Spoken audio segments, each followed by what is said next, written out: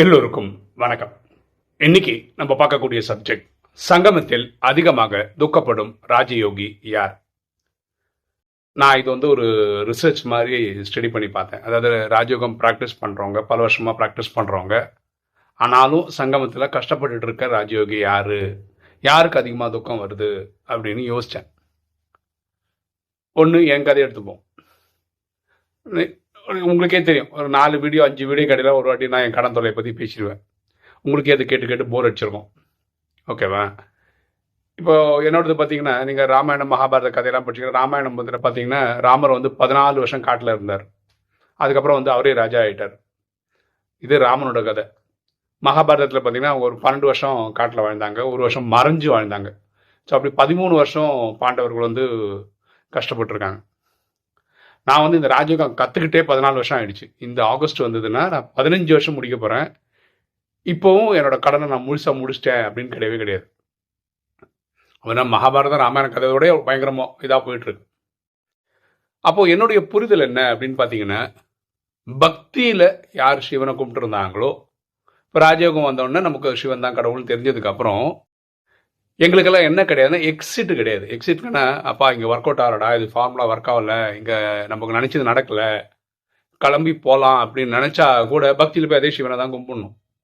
அப்போது சிவனை பக்தியில் கும்பிட்டு ராஜயோகி ஆனவங்க வாழ்க்கை தான் ரொம்ப ஹாரிபிளாக இருக்குது, டெரரைசிங்காக இருக்குது அப்படின்னு நம்ம மனசு சொல்லுது. இனி ஒரு சகோதரியோட கதை சொல்கிறேன். அவங்க நான் யூடியூப்ல 7 வருஷமா இருக்கேன். கிட்டத்தட்ட 7 வருஷமா அவங்க நம்மளை ஃபாலோ பண்ணுறாங்க. அவங்க கணவர் இவங்க கூட சேர்ந்து வாழக்கூடாது, பிரிஞ்சு வாழணும்னு டிவோர்ஸ் நோட்டீஸ் கொடுக்குறாரு. இந்த அம்மா கீழ்கோர்ட்டில் தோத்துடுறாங்க. ஹைகோர்ட்டில் அங்கேயும் கேஸ் நடந்துன்னு இருக்கு, அங்கேயும் தோக்க தான் போகிறாங்க. இதுக்கிடையில் சேர்ந்து வாழலான்னு போகிறாங்க. இது என்ன பியூட்டினா, எல்லா டைமும் நமக்கும் அப்டேட் பண்ணுவாங்க. நம்மளும் யோகா பண்ணுறோம், இறைவனை கனெக்ட் பண்ணி அன்பின் சக்தி வாங்கி கொடுங்க, 2 சேர்ந்து இவங்களோட பெரிய எதிர்பார்ப்புலாம் கிடையாதுங்க. இவங்களுக்கு கணவன் மனைவியாக ட்ராவல் பண்ணணும், ஏன்னா கல்யாணம் பண்ணிக்கிட்டோம், அப்படியே வாழ்ந்து போகணுன்றது தான், வேற ஒன்றும் கிடையாது. பயங்கரமாக அவமானப்பட்டு திரும்பி வந்தாங்க. இப்போ எப்படி வந்துட்டாங்கன்னா, இனிமேல் சேர்றதுக்கான வாய்ப்பே இல்லை அப்படின்ற மாதிரி வந்துட்டாங்க. இவங்களும் பக்தியில் பயங்கரமான சிவபக்தை தான். இவங்க ப்ராப்ளம் பார்க்கும்போது நமக்கு என்ன தெரியுது, இறைவன் கண்டுக்கவே இல்லை, டீலில் விட்டுட்டாரு அப்படின்னு தோணுது.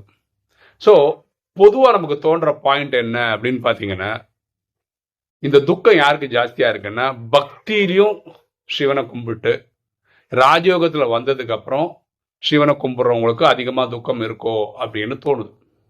அவங்களுக்கே கேட்டேன், என்னம்மா நீங்கள் ராஜயோகம் 7 வருஷமாக ப்ராக்டிஸ் பண்ணுறீங்க, உங்களுக்கு விட்டுட்டு ஓடி போயிடலாமான்னு தோணுதா அப்படின்னு கேட்டால், அது எப்படின்னா விட முடியும், சிவன் அப்படி பழகி போயிடுது, எனக்கு பக்திலாம் அவர் தான் கும்பிட்டு இருந்தேன், அவரை விட்டுட்டுலாம் போக முடியாது, ஏதோ நல்லதுன்னு சொல்கிறாரு, அது என்னன்னு புரிஞ்சுக்கிற கூட சக்தி நமக்கு இல்லை, சிவனெல்லாம் விட்டுட்டு போக மாட்டேன், என் கணவர் போன மாதிரி நான் சிவனை விட்டுட்டு போக மாட்டேன் அப்படின்னு சொல்கிறான். சரி, ஓகே, அப்போ இதுதான் கரெக்டா? அதாவது பக்தியில் சிவனை கும்பிட்டவர்கள் ராஜயோகி ஆயிட்டாங்கன்னா அவங்க தான் அதிக துக்கப்படுறாங்களா? அந்த கேள்விக்கு அதான் ஆன்சரா? யோசிச்சு பார்த்தோன்னு வச்சுக்கோங்களேன், என்னுடைய சாம்பிள் சைஸ் ரொம்ப கம்மி. எப்பவுமே நீங்கள் சர்வேலாம் எடுக்கிறீங்கன்னு வச்சுக்கோங்களேன், ஒரு 5000 பேருக்கு ஒரு சாம்பிள் எடுத்தோன்னு வச்சுக்கோங்களேன், அப்படி ஒரு ஸ்ட்ராட்டஜி எடுத்தால் நல்லாயிருக்கும். நான் நிறைய பேர்கிட்ட பேசுகிறேன், எல்லாம் கரெக்டு, ஆனால் பேசுகிற எல்லாருக்கிட்டையும் நீங்கள் பக்தியில் சிவனை தான் கும்பிட்றீங்களா அப்படின்னு நான் கேட்டது கிடையாது. நான் ஒரு சகோதரர்கிட்ட கேட்டேன், அதாவது ரொம்ப வருஷமாக நாலேஜில் இருக்கிற ஒரு சகோதரர்கிட்ட கேட்டேன், உங்களுக்கு இந்த சங்கடமாக இருக்க சங்கமிகத்தில் சங்கடப்படக்கூடிய ஆத்மாக்கள் யாருன்னு நினைக்கிறீங்கன்னு கேட்டதுக்கு அவர் தான்றாரு. அவரோட கதையெல்லாம் பார்த்தீங்கன்னா ரொம்ப சிம்பிள், திருமணம்லாம் பண்ணிக்கல, பாபாக்காக வாழ்றாரு, 30-35 வருஷமா இருக்காரு. ஏதோ ஒரு ராஜயோகிக்கு ஒரு 3 லட்ச ரூபா கடன் வாங்கி கொடுத்தாரு, அவரு கட்டலை, அது இவர் கட்டுறாரு. இவருக்கு 3 லட்சம்ன்றது 4 லட்சமாவது 5 லட்சமாவது அந்த கடனை கொஞ்சம் கொஞ்சமாக அடிச்சுட்டு வராரு. இவர் பண்ண ஒரே தப்பு அவருக்கு கடன் வாங்கி கொடுத்தது மட்டும்தான். இது மட்டும்தான் இவரோட ப்ராப்ளம். இதுதான் அவருக்கு பெரிய ப்ராப்ளமாக தெரியுது. அப்படின்னா ஒவ்வொருத்தருக்கும் அவங்க ஃபேஸ் பண்ற ப்ராப்ளம் பெரிய ப்ராப்ளமா தெரியுது. ஸோ என்ன ஆன்சர்? யாரு அதிகமா துக்கப்படுறாங்க? நான் சொன்ன ஆன்சர் கரெக்டு கிடையாது. ஏன்னா சாம்பிள் சைஸ் ரொம்ப கம்மி. நான் ஏதோ 4 பேரை பார்த்துட்டு உடனே நான் ஒரு முடிவு வந்துட்டேன், வெறும் பக்தியில் ராஜயோகியாக இருக்கவங்க, சிவபக்தர்களாக இருக்கவங்க தான் இங்கே கஷ்டப்படுறாங்கன்னு சொல்கிறதுக்கு எனக்கு அவ்வளோ டேட்டா கிடையாது. ஸோ நான் சொல்கிறது தப்பு. ராஜயோகத்தில் பரமாத்மா என்ன சொல்றாரு அப்படின்னு பார்த்தீங்கன்னா, செய்பவர் செய்விப்பவர் பரமாத்மா, நம்ம வெறும் டூலு அப்படின்னு நம்ம ஒவ்வொருத்தரும் புரிஞ்சுக்கணும்னு சொல்றாரு. ஆனால் அப்படிதான் நான் புரிஞ்சிருக்கேனா அப்படின்னா கிடையாது. கரெக்டா? அதான ப்ராப்ளம். எல்லாம் அவர்கிட்ட கொடுத்துட்டா நான் ஜாலியாக இருக்கணும்ல.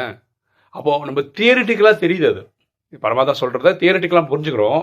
ஆனால் ஆழ் மனசுல எல்லா பிரச்சனையும் நம்மளுக்கு தான், எல்லா பிரச்சனையும் நம்ம தான் பார்த்துக்கணும் அப்படின்ற எண்ணங்கள் ஓடுறதுனால தான் கஷ்டப்படுறோம்.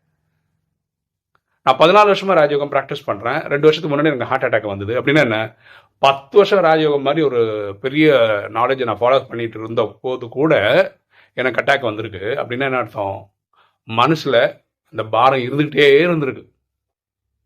எனக்கு எந்த கெட்ட பழக்கம் இல்லை, தண்ணி இல்லை, சிகரெட் இல்லை, நான் வாக்கிங் போகிறேன், நான் மெடிடேஷன் பண்ணுறேன், சாத்வீக உணவு சாப்பிட்டுட்டு இருக்கேன் 14 வருஷமா. இவ்வளோ பர்ஃபெக்டாக வாடுற நமக்கு அட்டாக் வருதுன்னா என்ன அர்த்தம், கடன் எங்கேயோ முள்ளுக்குள்ளேயே இருந்துட்டு இருக்கு.